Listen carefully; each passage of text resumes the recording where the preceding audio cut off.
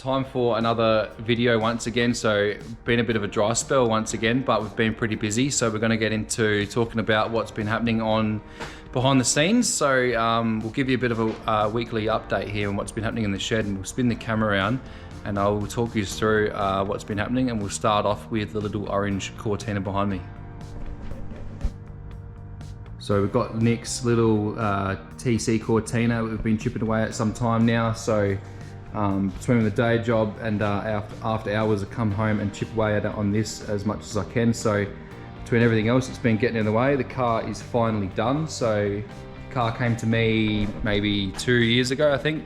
Started off with mini tubs and it's just escalated a little bit from there. So we ended up having to cut the roll cage out, like I mentioned in the last video, to do a whole new one. So it's got a 6-point weld-in cage in it now to meet Andrew's specs. The last cage unfortunately wasn't teched after it was done, and it lapsed, and the rules have changed since then. So anyway, we've gone ahead and done a whole new cage. We've put removable side intrusions just with the idea of drag challenge in mind, so you can get in and out easy, whatever.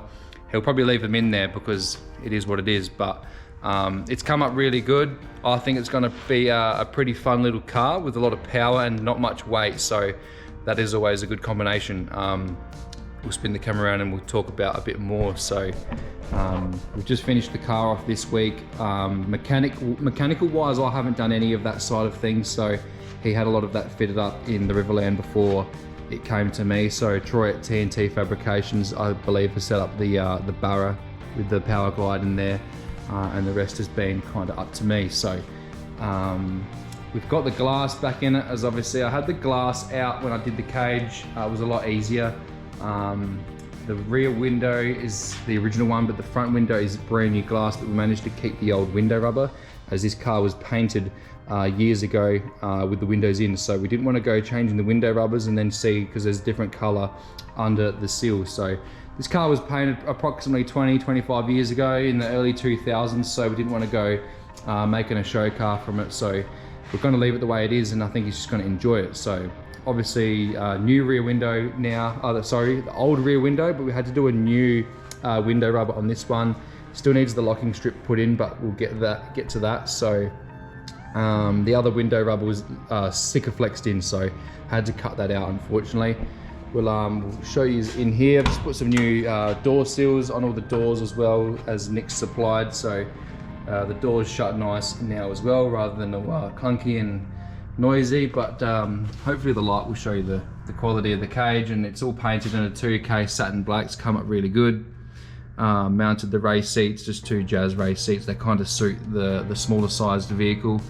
We've got a motion racework shifter and also parachute cable as well. Just mounted that up on a aluminium plate with some nut certs, and that all works well with the driver position. Kind of aimed the shifter at him with what he wanted, and it's a nice little shifter that Motion has put out. So we're getting there with it.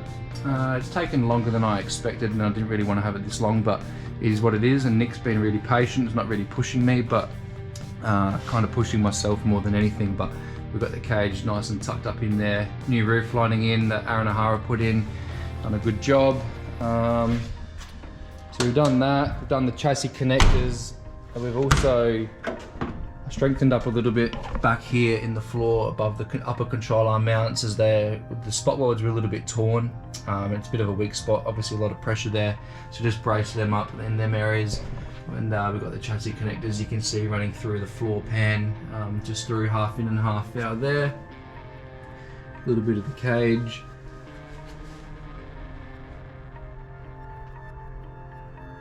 So before, the cage had an X brace running through the back. We've left the plates in here as they were obviously a little bit of additional strength as well, but it had a cross brace in the back here that ran from the top to the bottom corners, nothing through the parcel shelf or into the boot.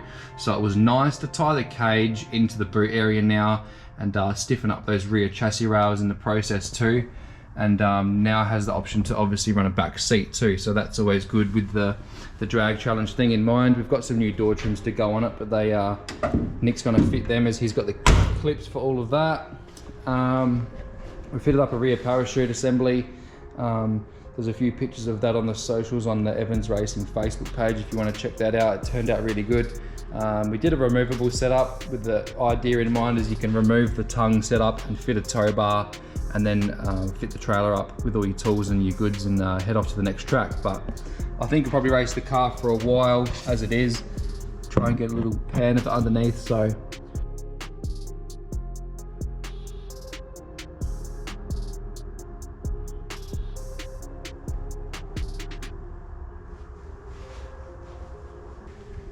been quite a long list towards the end, but we've gotten there and the car's starting to look its part. I think he's just borrowed these wheels for now from his dad's car just to move it around and whatnot, but it's looking the part. We'll get a 255 Radial on it. The car's got to still be wired up and it's got to have the engine pulled back out of it and the engine bay painted, so there's still a little bit of time left to be spent on this, and of course money as well, which is probably the biggest killer. So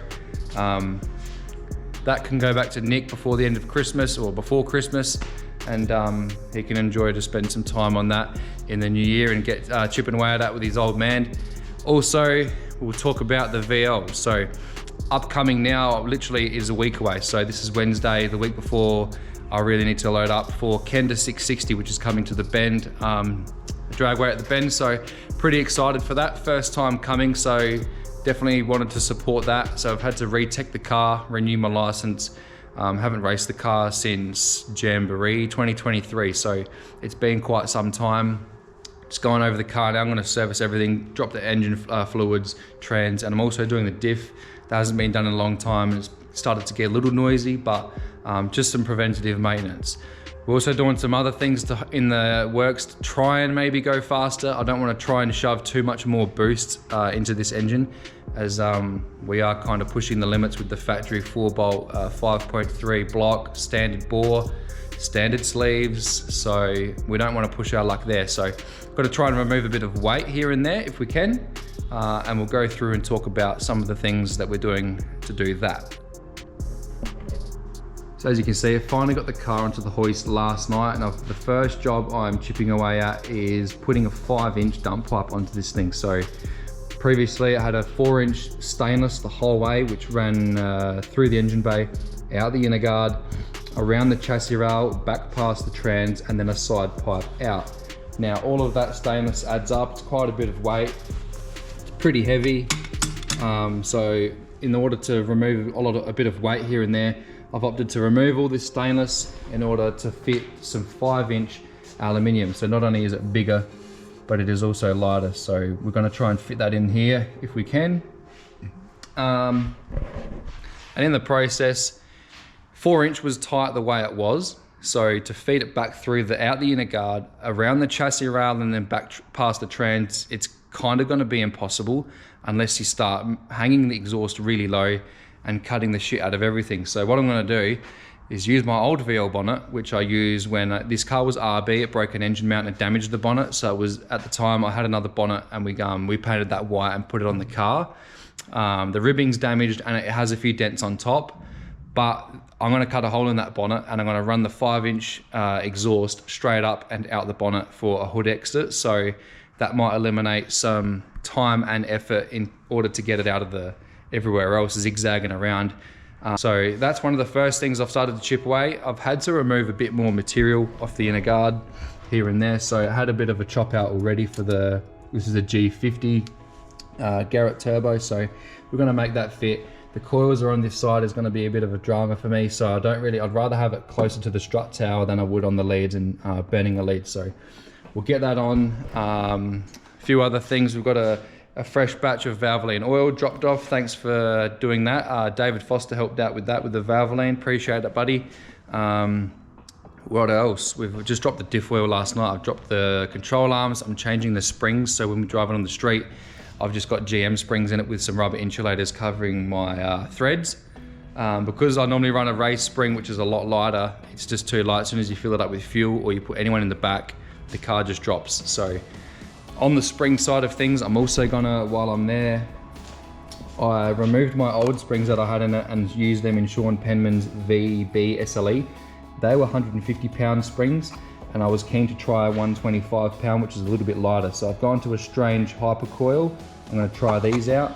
The Strange springs are pretty good. So thanks to John Ricker at Race Parts Melbourne for organising them. I'm gonna do those. So that's one of the things I still need to do. In the meantime, this has reminded me, I haven't done a video yet, but I really wanted to dedicate a video to what I was working on in the background with the VL in the past few months. Have been R&Ding some brakes. So I worked out a way to fit some strange engineering race brakes to this car. They've turned out wicked. Been testing them for the last few months, like I said, since probably July, and all has been well. We've made my own kind of CNC bracket to adapt to early model Commodore with the VL, and just been testing that out. It's had about 3 revisions until it's been spot on, getting the caliper in the right position and making sure that everything clears. So we've got them on there now. The brake kit's turned out wicked. I've got the wheels off now as I need to change the tyres over, but these are really nice. The brakes are a work of art. Everything's billet aluminium, even the carrier. The rotors are stainless, but as you'll notice, there is not one bolt that holds the rotor to the hub, because this is what they call a dynamic drive mount. So it's held in with one big circlip on the back, kind of like a transmission drum, and the rotor is floating. So that just eliminates any warping after they've been like seriously hot. And then because they don't have any bolts, they can't obviously warp or crack up through the rotor like some other brands. But 4 pistons still. If you need to find out any more information on these brakes, I've got a whole heap of posts, or a big post about them on the Evans Racing Facebook page. I'll throw up the link if you're not too sure, but there's a little bit there and they're available to purchase. I've got 1 or 2 sets in stock most times. I've already sold a couple of sets and they're slowly starting to take off now. So if you're in need or want some of these, hit me up and we can work and we can talk. So get that out of the way. Got the brakes on, so also touching on that, removed about 22 kilos. So before I had a VT brake upgrade up on this car, and I could never really remove any drag. So had a lot of wheel drag. You jack the car up in the air, and if you'd spin it while it's on the hoist, the wheels would spin 1 or 2 times and then the wheel would stop. And I had them serviced, I had rebuild kits put through them, new rotors, bearings, bearing grease, trying different things just to eliminate any drag. It was always the same. These wheels are killer now. A lot less drag, a lot less weight, 22 kilos per set, lighter than a VT Commodore brake kit. So that's a fair bit of weight just lost there. So a lot of rotational mass kind of gained. So I'm gonna do that. Since doing the brakes, I'm also working at the moment on a wheel speed sensor kit. So this will work in order with the brake kit for a Commodore. We're gonna sort out a sensor. So because I had a wheel speed sensor kit before with the VT brakes that run a reluctor wheel on the back of the hub, that's now gone. So I've hit up Strange, and we've got a reluctor wheel here that presses onto the aluminium hub that Strange supplies, and this will go on there and then work out a place to sit the magnetic pickup for the reluctor wheel, and then we can tee off and get some speed sensors. So we run a front wheel speed sensor and also a drive shaft speed sensor. They can help with power management and also traction control, things like that down the line. But we're doing that. While the car's been apart, I've also hit up Chris. CK Racing is doing these new billet button brackets for steering wheels or aftermarket steering wheels, so you can have your trans brake and your dump on the steering wheel with a billet bracket. He started making these from raw billet.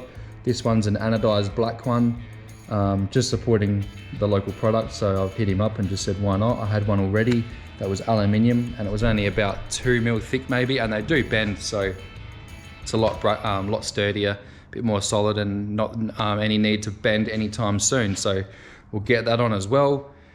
Also hit up Jason at Tough Mounts, does these extruded style pipe exit rings. So this will be going onto the bonnet just somewhere so that you don't burn your paint. These are just riveted to the bonnet skins. It comes with 2 and all the rivets as well. So hit up Jason if you want. I think he does anywhere from 2-inch or 2.5 inch all the way up to 5 and 6 inch. So these are acceptable for a 5-inch pipe. So we'll get them on the bonnet. Still got to sand the bonnet back, repair the dents that are in it, and hopefully apply a fresh coat of 2K white to it. We'll get that done. A week to go, did I mention? Alrighty, a couple of days later, it's been stinking hot in the shed, like 38 degrees, but we're getting it done. So I've just finished tacking up all the, welded out the dump pipe. It's now 5-inch aluminium like we discussed. Just finished putting in the O2 sensor, so I've managed to tuck that up between 2 of the coils and just neaten that out. rather than getting it too close to the entry or the exit, sorry, where the bonnet is. But I've got a bit of excess on there now, so I've still got to trim it back. I've just left it long until I get the bonnet off, and then we get this other bonnet on. But yeah, it's come out pretty good. I'm pretty happy. I normally struggle a little bit with the aluminium, but got another welder now and it's starting to weld really nice. So just got a O2 bung down here, it's hidden away, nice. And the Holly, I think this is an NTK sensor, screws in nice to this when I can get it. I'm pretty happy with that. So the dump's just sitting there now. It's just sitting in place, just a little bit loose. Probably have it about there. And then the Holly writing just happens to be indexed up, which is nice too. So we'll get the bonnet off in a minute, and then we work on getting this other bonnet ready for cutting a hole in it, and then we can work at getting some paint on it as well. Just got the old bonnet here off of the VL, which I think I mentioned earlier. It's got some damage from where I broke an engine mount with an RB, dropping the clutch in reverse instead of fourth. Yeah, it happened. But what it did in the process was ripped all the ribbing away from the outside skin. So Dad's been banging this back all into place. Had a few bad dents, especially along here. It was really bowed. Flattened that out and just re-flexed all the ribbing to the skin. So we're not going to go too crazy on this, but I am going to put a fresh coat of paint on it just so it's nice and white on the inside, and then we'll focus on the outside. But we'll get the hole done, which I'm thinking is going to end up maybe around here. We'll see how we go. If I have to go through wherever it falls, we'll just do that. But it'd be nice to stick to the inside of the ribbing, but I got a feeling it might end up around here. So we'll get stuck into this today and hopefully get it ready for paint. Let's do it.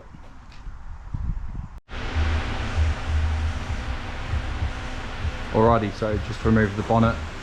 I've taken the old bonnet off over here, and just brought in the other bonnet, which is my original one off of this car, which has been sanded back, like I said. I just had before I removed the bonnet, I had the dump pipe on it that I've made in exactly the right position where I wanted it, and I've measured it from the edge of the guard in to the outside of the pipe, and then off of the lower windscreen panel in as well. So what I've done is I've added roughly about 3 or 4 mil to there for the bonnet gap, and the same with the back. And then I've just sat an offcut of a bit of pipe down there up on the bonnet and traced it. So that's a 5-inch trace, so I'll probably put a 4-inch pipe in there to trace, because I'll show you quickly the little scallop that I've got. This piece here, just going to go on top of the bonnet with a rivet to hold it, or rivets to hold it in place.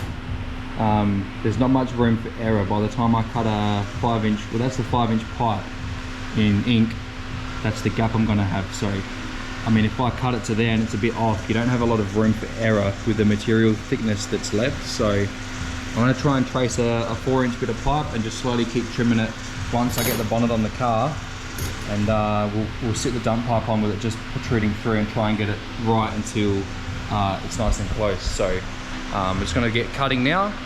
I'll, like I said, trace it with a 4-inch pipe, and then we'll slowly dry grind the rest out, I think, until I've reached that line, and then I can move the dump pipe to suit if it's a little bit off. So anyway, let's give it a go, see how we go.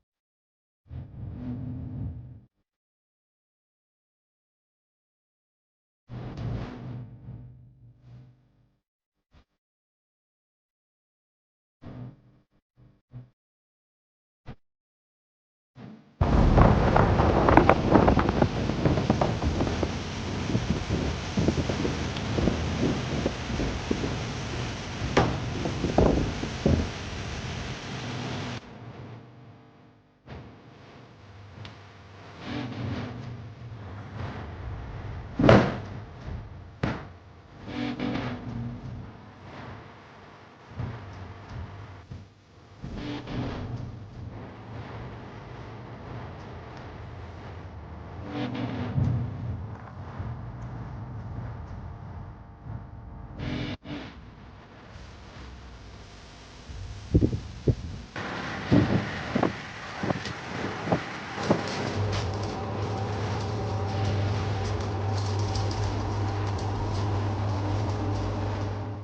last little update before I end this video, but it's been a massive couple days.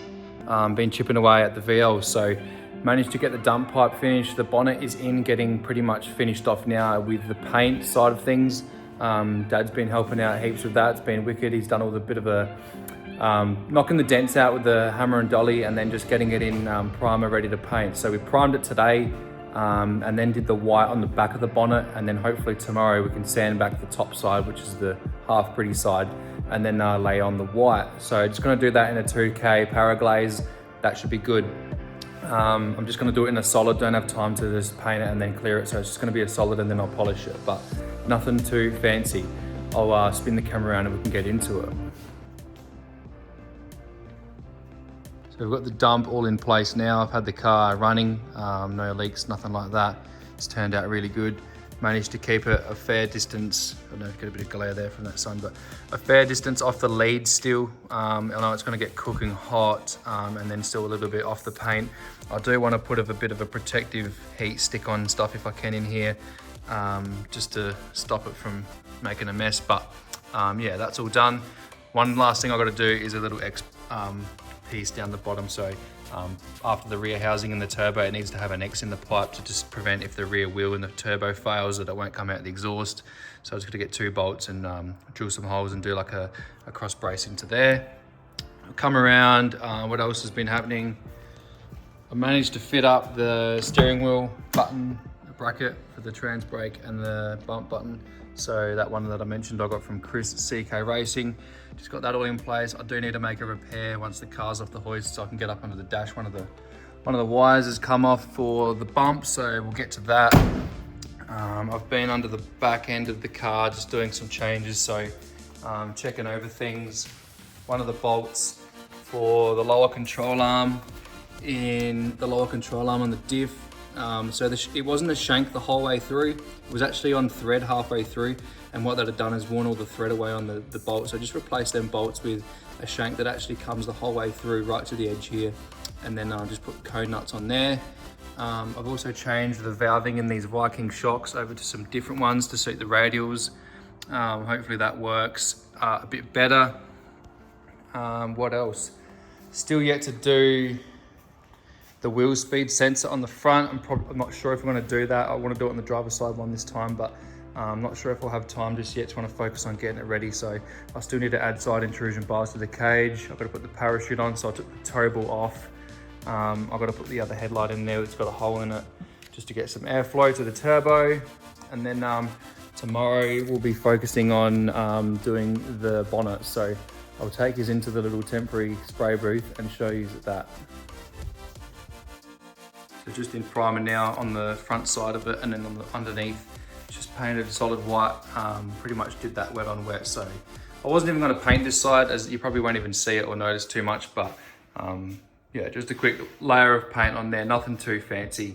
Get it done and focus on getting the other side done, as it is now Saturday night and the car needs to be on the trailer at the latest, really Thursday morning, because we're testing Thursday night or Thursday afternoon from 4 p.m. onwards. So if I can get that done by maybe tomorrow night, maybe even Monday or Tuesday, and get that trim ring riveted in place, and then go from there. Shouldn't be too long, and the car should be back on 4 wheels. I've got the race tires done for the front. I've just got to change the ETs for the back. Also just been going over it, had a little bit of a diff leak, but I did drop the diff oil, put a fresh lot of oil in that. And I also had a bit of a fair trans leak I noticed lately, and this trans has never leaked. So I thought it was just a trans pan gasket, but got it up in the air. And when I start the car and have it running, it drips a lot more, but the oil pump at the front of the trans behind the converter, all the bolts were very loose. So I've nipped all them up, left the car sit. I'll start it up one more time before I drop the fluid, as I want to change that. But so far so good. It's dry as a bone for the last 2 days, so that's good. Then I can service the trans. I've got to service the engine. I've got some fresh oil. I've just got to get a filter for that, and then we can bang the wheels all back on it, get it back on the ground, get the bonnet on it, and then focus on tidying up all the other loose ends. So Anyway, probably between now and Kenda, there might not be another video as I just want to focus on getting the work done, but we hope to see you all there, and if we don't, then probably see you somewhere else. All right, take it easy guys, thanks, see ya.